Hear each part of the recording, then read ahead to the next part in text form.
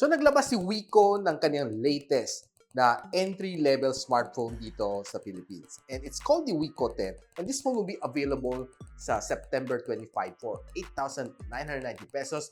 Check the link on the description below.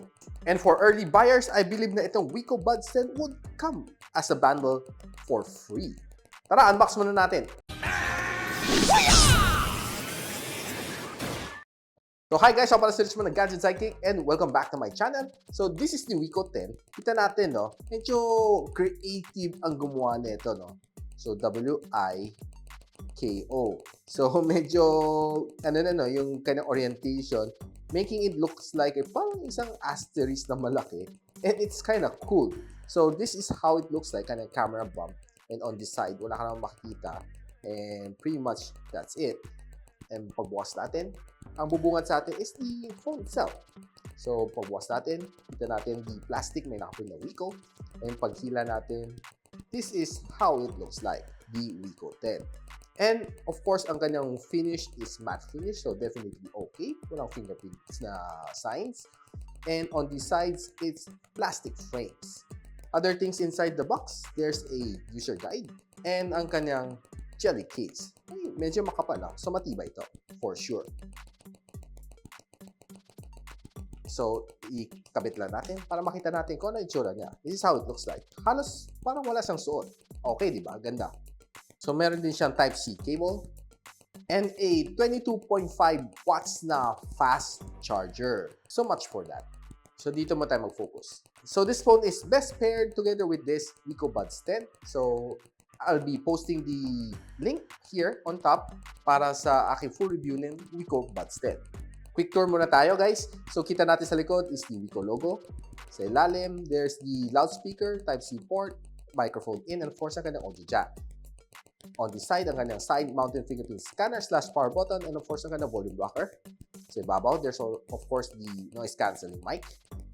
And on the side, there's the SIM tray. Siyempre, sundutin muna natin para makita. Paghila, it's hybrid. So, either go for dalawang nano SIM or isang nano SIM plus isang expansion na micro SD. Sa likod niya, it's a triple camera setup starting with a 50MP na main camera sensor. Sa harap, it's still a teardrop notch na 8MP na front-facing camera. So, ito ang kanyang wallpaper and this is how it looks like dito sa Wiko. And what I like about this one is wala ako nakitang bloatwares na kasama dito sa kanyang UI. Definitely, that's good for me kasi halos vanilla Android feel ang binibigay sa akin ng Wiko 10. So, using this phone for a week, I can say okay, smooth ang kanyang transition. Even though na this is just a 60Hz na screen refresh rate, okay naman siya. Hindi ko naman na-feel na masyadong iwan siya like sa mga 90Hz screen refresh rate. Dahil sanay na rin tayo gumamit ng mga 90Hz na. But this one, I can say okay naman siya. Walang problema ang kanyang screen.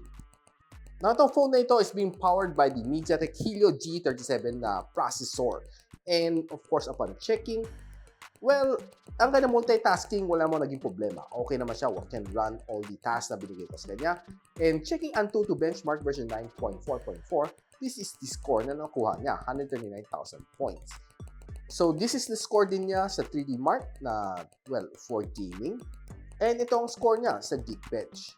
Checking DRM info, this one can only support up to level 3 na Wi-Fi security, meaning, well, we cannot watch mga HD dito sa phone na ito. But nevertheless, kaya naman niya mag-enjoy dahil ang kanyang screen size is a 6.74-inch na IPS LCD and it can give you probably one good viewing dito sa phone na ito, even though na it's a entry level. But for me, ang pagka-entry level niya is probably a little bit above sa ibang entry-level smartphones ng ibang brands.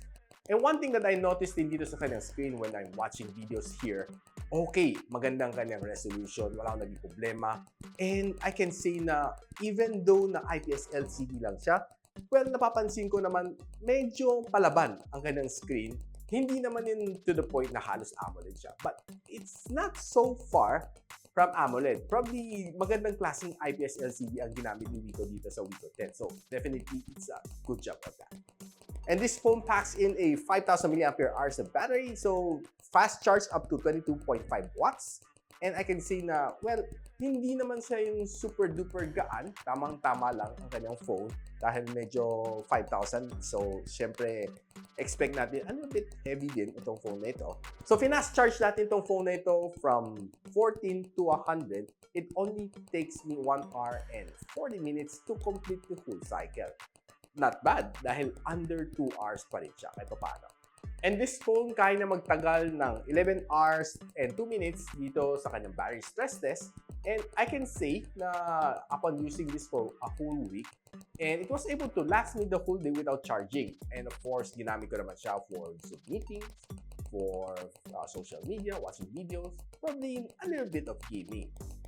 And speaking of gaming, naglaro tayo ng Call of Duty Mobile dito. Medyo mababa nga lang ng mga graphical settings and I was able to play the game, putting everything on the low settings.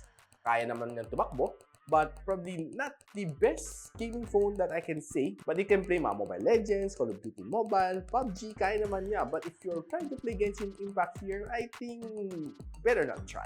Overall, ang kanyang sound quality dito is just average and I can say okay naman kanyang sounds. Even though it only has one loudspeaker dito sa ilalim, but it was able to give me some good sounds while playing the game, watching videos on YouTube. And if hindi kayo kontento, you can always use itong headphone jack and ikabit nyo ang your favorite headphones to better enjoy the sounds.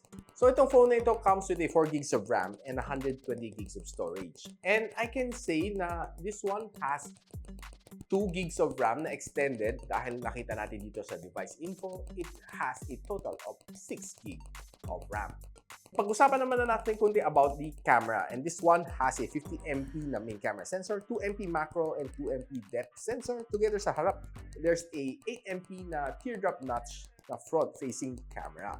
Now, taking some shot outdoors, I can say I'm quite impressed dahil sa kanyang price point and it was able to give me some of these quality shots outdoors. And it was really good. Not to the point na kasing ganda ng mga mid-ranger, but medyo palaban siya. And pansin ko rin pati yung kanyang bokeh na shot, it's also good dahil nakafocus sa kanyang subject, plus okay naman ang kanyang background blur.